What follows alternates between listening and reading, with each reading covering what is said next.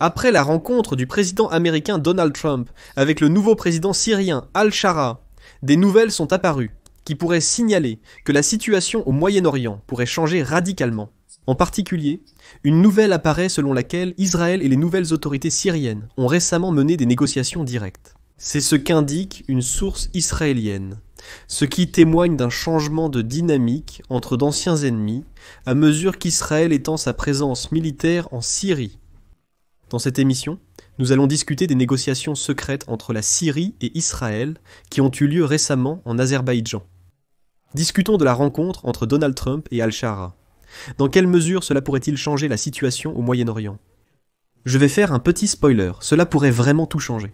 Parce que la Syrie a soudainement commencé à se détourner fortement de la Russie et construit maintenant des alliances très puissantes, principalement avec l'Arabie Saoudite.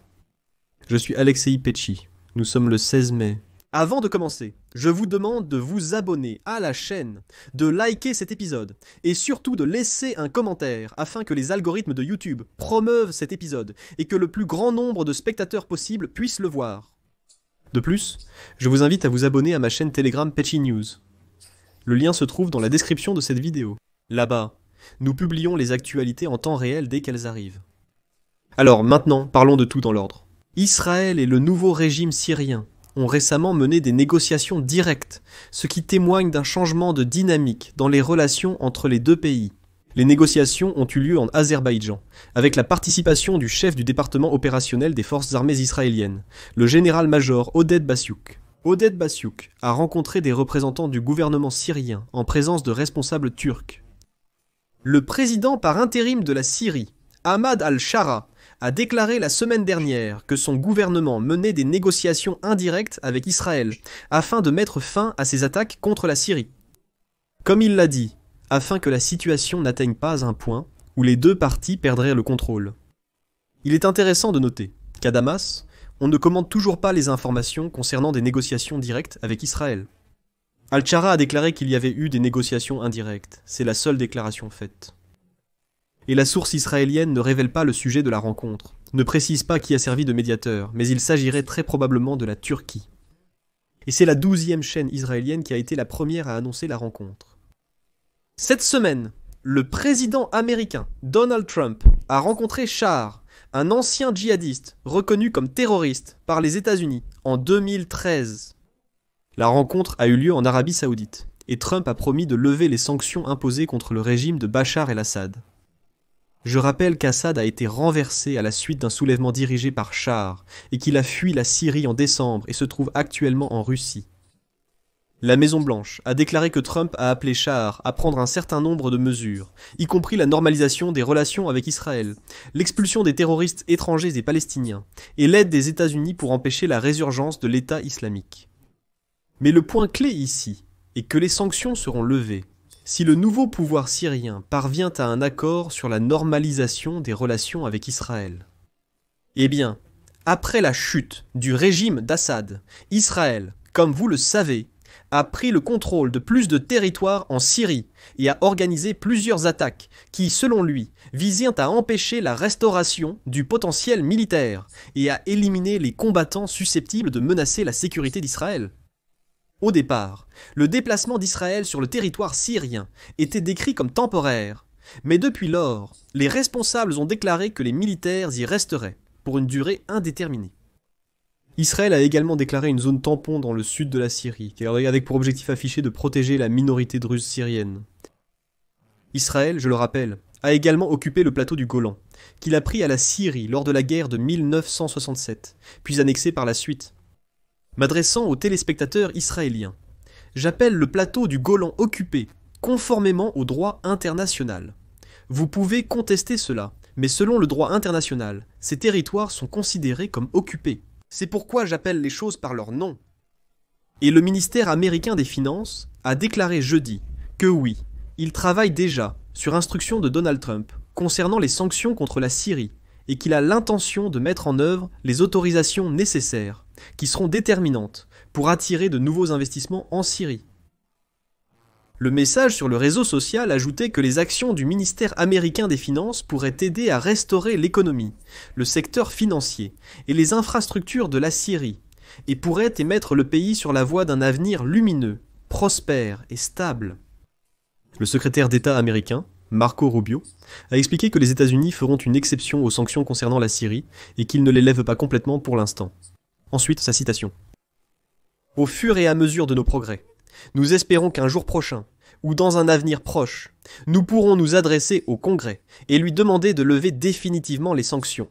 L'administration Trump espère finalement lever l'exclusion, car la perspective de réimposer des sanctions tous les 6 mois constitue un facteur dissuasif pour les investissements. » Je déchiffre. C'est-à-dire que les Américains disent « Nous levons les sanctions, mais tous les 6 mois, nous réexaminons notre décision.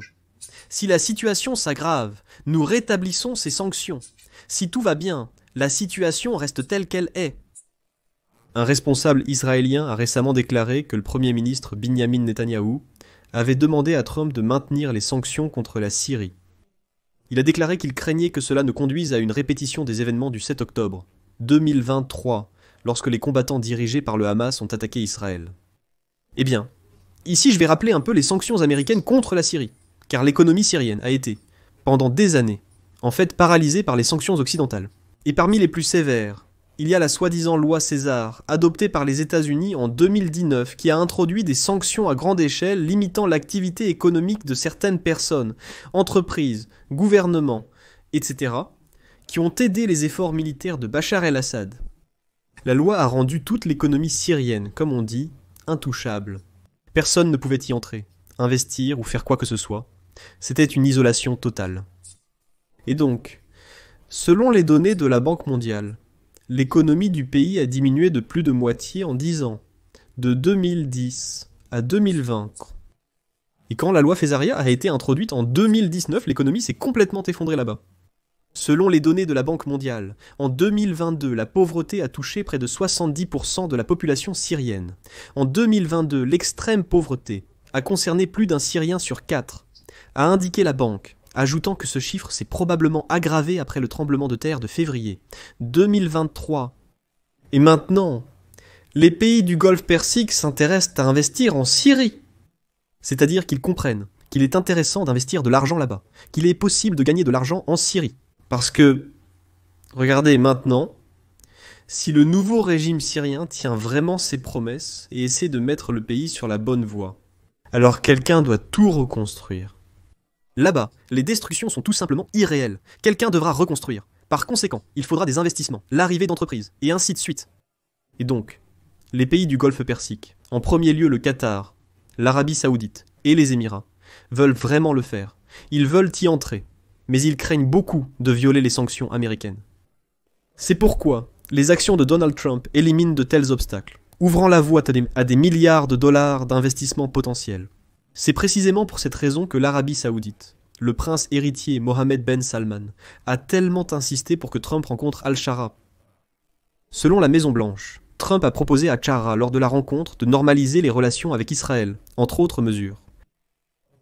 Et le retour de la Syrie depuis une telle position d'isolement offre une bouée de sauvetage au régime d'Al-Shara, qui, je le rappelle, l'an dernier, lorsqu'il a pris le pouvoir à Damas, avait promis que l'opposition armée syrienne finirait par former un gouvernement déterminé par des institutions et un conseil élu par le peuple.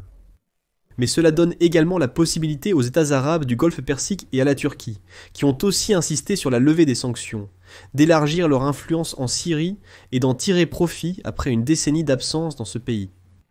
Le fait que Trump ait fait cela de manière aussi publique depuis Riyad, je pense, constitue en quelque sorte une approbation tacite pour ceux qui souhaitent également investir en Syrie.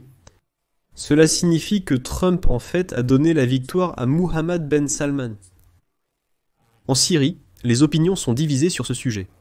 Certains pensent que c'est formidable et que cela met fin à leur isolement. Par exemple, la monnaie syrienne, la livre, a augmenté de 27% par rapport au dollar américain en une seule journée, immédiatement après la déclaration de Donald Trump selon laquelle ils allaient lever les sanctions contre la Syrie.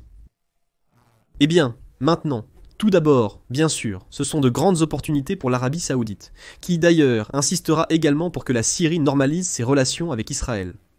Parce que pendant des décennies, Les États arabes du Golfe Persique sont restés à l'écart de la Syrie. Leur rival principal, l'Iran, a accru son influence en Syrie via une alliance avec le régime d'Assad. Cette guerre civile en Syrie a sérieusement aggravé les relations entre Damas et la majorité des États arabes, ce qui a finalement conduit à l'exclusion de la Syrie de la Ligue des États arabes. Et ces dernières années, les pays du Golfe Persique ont commencé à rétablir des relations même avec le régime d'Assad. Et ils ont mené les efforts pour sa réhabilitation, jusqu'à ce qu'il soit soudainement écarté du pouvoir en décembre de l'année dernière. Eh bien, depuis lors, c'est précisément l'Arabie Saoudite et le Qatar qui ont doublé leurs efforts pour réintégrer le nouveau régime dans la communauté internationale. Eh bien, par exemple, le ministre des Affaires étrangères de l'Arabie Saoudite, Faisal Ben Farhan, a déclaré que Riyad serait à l'avant-garde de la renaissance économique de la Syrie. Ces efforts pourraient lui permettre de devenir un acteur majeur dans le pays et d'y étendre son influence pour la première fois. Comme l'a déclaré Farhan, je cite, « La Syrie ne sera pas seule. L'Arabie Saoudite sera en première ligne, soutenant ce réveil économique de la Syrie. La Syrie a besoin d'un élan, et elle recevra cet élan de la part de ses frères dans la région. » Autrement dit, comme vous le comprenez, maintenant, bien sûr, les pays du Golfe Persique ont en fait reçu le feu vert pour entrer en Syrie, en faire un pays adéquat, et, bien sûr, gagner de l'argent sur tout cela. Les pays du Golfe Persique ne s'intéressent pas du tout au conflit syro-israélien. Par conséquent, ils vont certainement tenter de normaliser les relations, d'autant plus que Washington y tiendra. On verra ce qui en sortira. Pour l'instant, je mets des points de suspension. Écrivez votre avis, vos conclusions dans les commentaires sous cette émission. Abonnez-vous à la chaîne, cliquez sur la cloche et n'oubliez pas de mettre un like si vous souhaitez soutenir le travail de cette chaîne.